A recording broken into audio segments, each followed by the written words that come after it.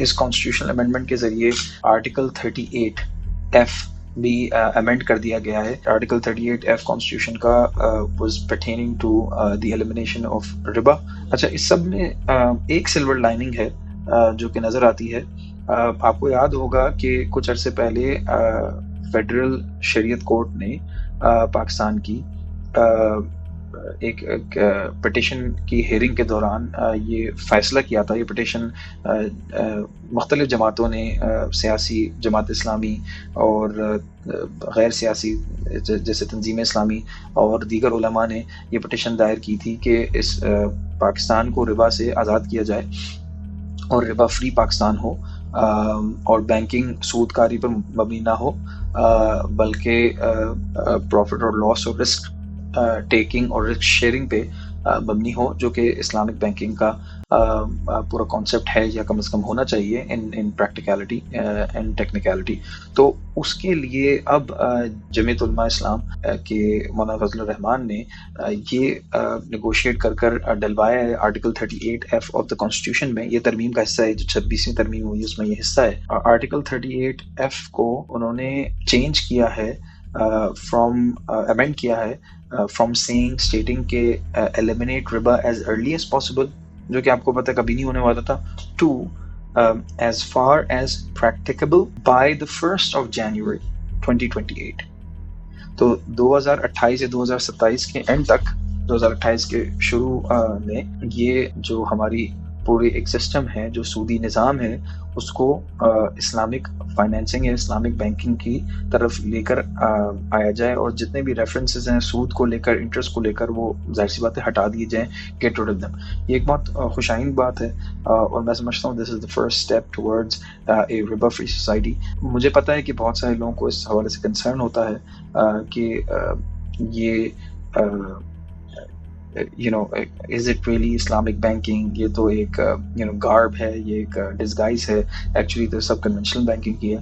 مگر آپ سمجھنے کی کوشش کریں کہ اس وقت مسلمان ممالک میں بھی کنونشنل بینکنگ رائج ہے، اور یہ کہہ دینا بھی صرف کہ ہم اس پاکستان میں ربا کے مکمل خاتمے کی طرف کام کریں گے اور 2028 تک مکمل طور پہ ربا ختم ہو جائے گا اور اس کا استعمال ختم ہو جائے گا اس شکل میں، کم از کم جو کہ انٹرنیشنل مارکیٹس میں پایا جاتا ہے، اس شیطانی شکل میں. یہ بہت بڑی اسٹیٹمنٹ ہے. اب جس ماڈل کی طرف ہم بڑھتے ہیں، کیا وہ ربا کی دوسری شکل بنتی ہے جس کو ہم اسلامک فائنانس کا نام دے دیتے ہیں؟ یہ ایک الگ ڈبیٹ ہے. میں اس سے مکمل طور پہ اتفاق نہیں کرتا. ہاں، بہت سارے ایشوز ہیں جو کہ میرے خیال سے جن کو ایڈریس کرنے کی ضرورت ہے. بہت سارے ٹیکنیکل ایشوز ہیں اسلامک بینکنگ کے ساتھ کرنٹلی، مگر یہ اسٹیٹمنٹ دینا پوری دنیا کے لیے ایک ویک اپ کال ہے کہ ربا کتنی بڑی لعنت ہے، سود کتنی بڑی لعنت ہے، اور جس سے اپنا پیچھا چھڑانے کے لیے انسان کو ہر طرح کی اقدامات لینے چاہیے، ورنہ it is equivalent to fighting against Allah سبحانہ و تعالیٰ اینڈ ہز میسنجر صلی اللہ علیہ وسلم. تو یہ بہت بڑا قدم ہے، بہت بڑی اسٹیٹمنٹ ہے.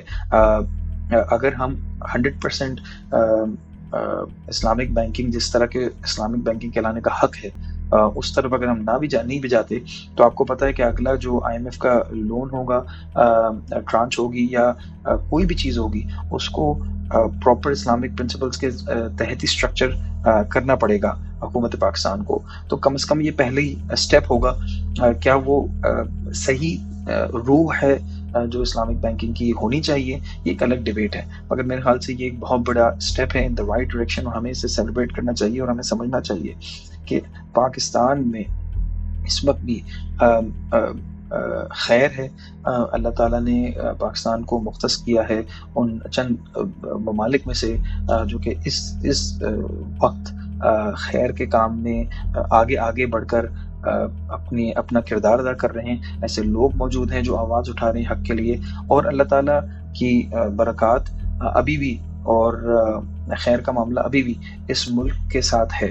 اور میں سمجھتا ہوں کہ اس بات کو جتنا پھیلایا جائے، جتنا اس کے بارے میں بات کی جائے، کم ہے.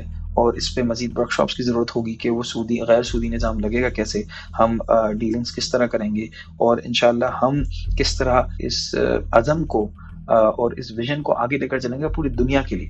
And we will lead the world, we will lead the 2 billion Muslims out there, out of this riba-induced, riba-plagued, interest-plagued, جس نے پورے ملک تباہ کر دی ہیں, out of this world into a new world, جہاں پہ ہم اللہ سبحانہ وتعالیٰ اور اس کے رسول صلی اللہ علیہ وسلم سے جنگ نہیں کر رہے, بلکہ ان کی اتباع کرتے ہوئے ایک بہترین مالی نظام اور اکنامک سسٹم, ایک جسٹ اکنامک سسٹم کو جنم دے رہے ہیں, اس میں اپنا ایک پورا کردار ادا کر رہے ہیں.